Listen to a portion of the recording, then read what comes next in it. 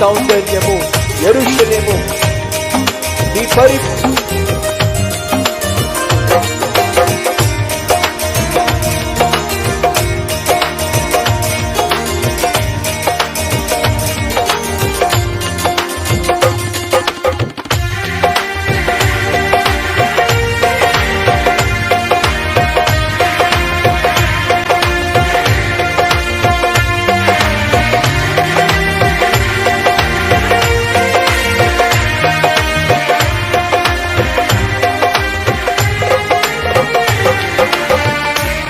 సౌందర్యము యెరూషలేము నీ పరిపూర్ణత సియోను శిఖరము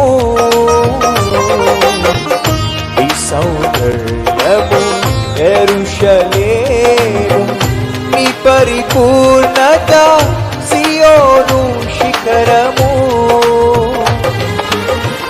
నీ పరిపూర్ణత నా జీవిత గమ్యము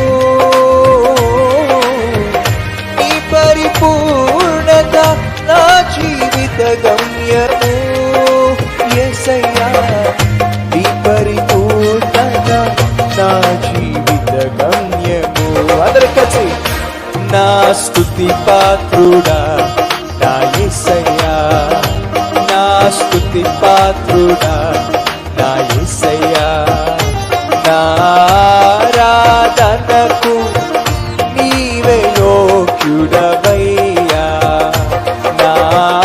ఆరాధనకు నీవే యోగ్యుడవయ్యా నా స్తుతి పాత్రుడా నా యేసయ్యా నా స్తుతి పాత్రుడా నా యేసయ్యా నా స్తుతి పాత్రుడా నా యేసయ్యా నా స్తుతి పాత్రుడా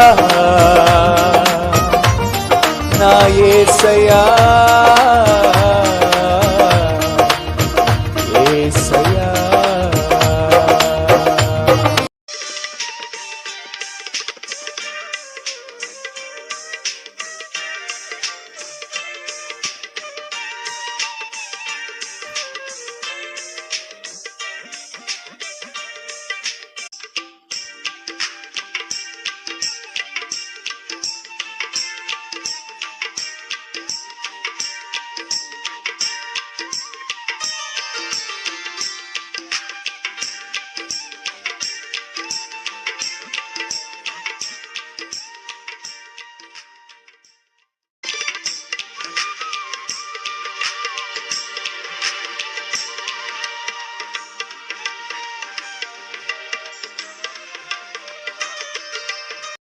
తల్లిగా తండ్రిగా బిడ్డలకు అసామాన్యమైన ప్రేమను చూపించండి.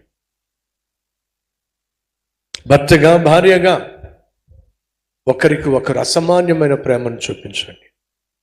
స్వార్థాన్ని చంపేసేయండి. ఆ జంకులు ఏం చేస్తున్నాయి? నువ్వు తాగంటే నువ్వు తాగు, రెండు తాగుతున్నట్టుగా నటిస్తున్నాయి కానీ తాగట్లేదండి. కారణం తెలుసా? ప్రేమ. ఏ ప్రేమ? నిస్వార్థమైన ప్రేమ. ఇదండి దేవుడు కోరుకుంటుంది. ఇది అసామాన్యమైన ప్రేమ. తమ్ముళ్ళు చెల్లెళ్ళు అమ్మను నాన్నను ప్రేమించండి, ప్రేమను చూపించండి. నా భార్య మంచిది కాదు, మా అమ్మను నాన్నను ప్రేమించాలని ఆశపడిన అడ్డుపడుతుంది కాబట్టి నేను ప్రేమను చూపించలేకపోతున్నా అన్ను అనొచ్చు. అమ్మకు నాన్నకు ప్రేమ చూపించాలని ఆశ ఉంది, పలకరించాలని ఆశ ఉంది, కానీ నా భర్త మొండోడు మూర్ఖుడు కాబట్టి ప్రేమ చూపించలేకపోతున్నా అని చెప్పి మనుషులుగా ఉంటూ కూడా మానవత్వాన్ని మరిచి ప్రేమను పంచేటటువంటి తత్వాన్ని సమాధి చేస్తే ఎలా అని చెప్పి సహోదరులు, అన్నయ్య చెప్పాడు కదా, ఏం చెప్పాడు? అమ్మను నాన్నను చూసుకోమన్నాడు, అమ్మను నాన్నను చూసుకోమన్నాడు, అమ్మను నాన్నను చూసుకోమన్నాడు, అమ్మను నాన్నను మాత్రమే చూసుకోమల్లా. అర్థమైందా? నీ భార్యను నిర్లక్ష్యం చేసి, నీ బిడ్డలను నిర్లక్ష్యం చేసి, అమ్మ నాన్న తమ్ముడు చెల్లి తమ్ముడు, కొంతమందికి ఇదే పని.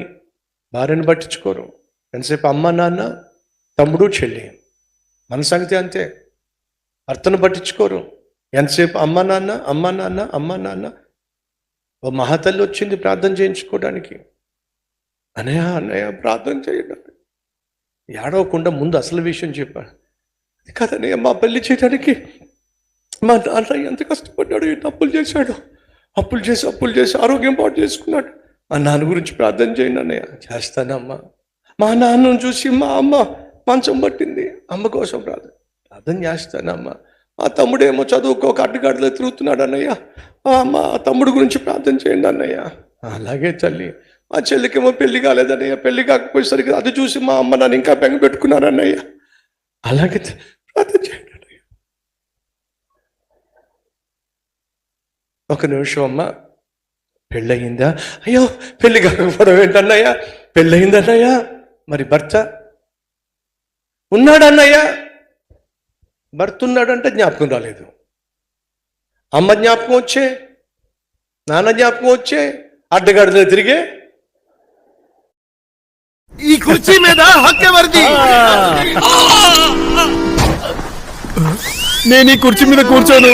బాబు వీర్రాజు, కుర్చీని చూసి భయపడకు. డెంటిస్ట్ సిఫార్సు చేసే కొత్త కోల్గేట్ యాక్టివ్ సాల్ట్. ఇందులో ఉప్పు ఉంది. ఇది పళ్ళ సమస్యలను మొదలవుతూనే అరికడుతుంది. నొప్పి ఉండదు, భయము ఉండదు.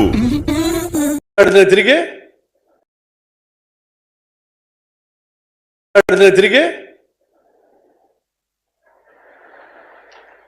తమ్ముడు జ్ఞాపకం వచ్చే, ఏ కారణం చేత చెల్లికి పెళ్లి కాల, అది జ్ఞాపకం వచ్చే. అర్థమైందా? మీరేమో ఇందాక చప్పట్లు కొడుతున్నారు. ఏదేమైనప్పటికీ మన కల్వరి టెంపుల్లో ఉన్న వాళ్ళందరూ మంచోళ్ళండి, అది నా భ్రమ అన్న వాళ్ళు గట్టిగా చప్పట్లు కొట్టండి.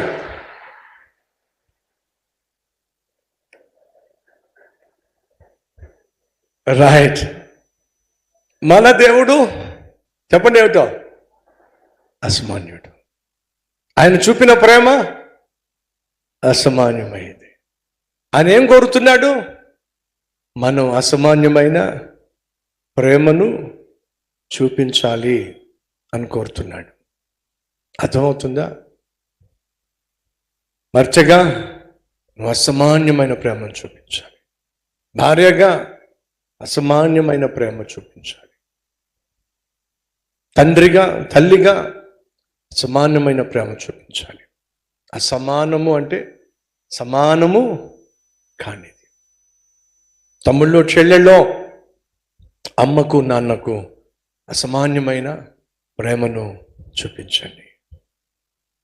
నీకు బుద్ధి వచ్చిన తర్వాత, జ్ఞానోదయం అయిన తర్వాత, అయ్యో అమ్మ పట్ల నాన్న పట్ల నేను చూపించాల్సిన ప్రేమ చూపించలేకపోయానే, చూపిద్దాము అన్నప్పుడు మీకు వాళ్ళు ఈ భూమి మీద మిగిలి ఉండకపోవచ్చు. సరే.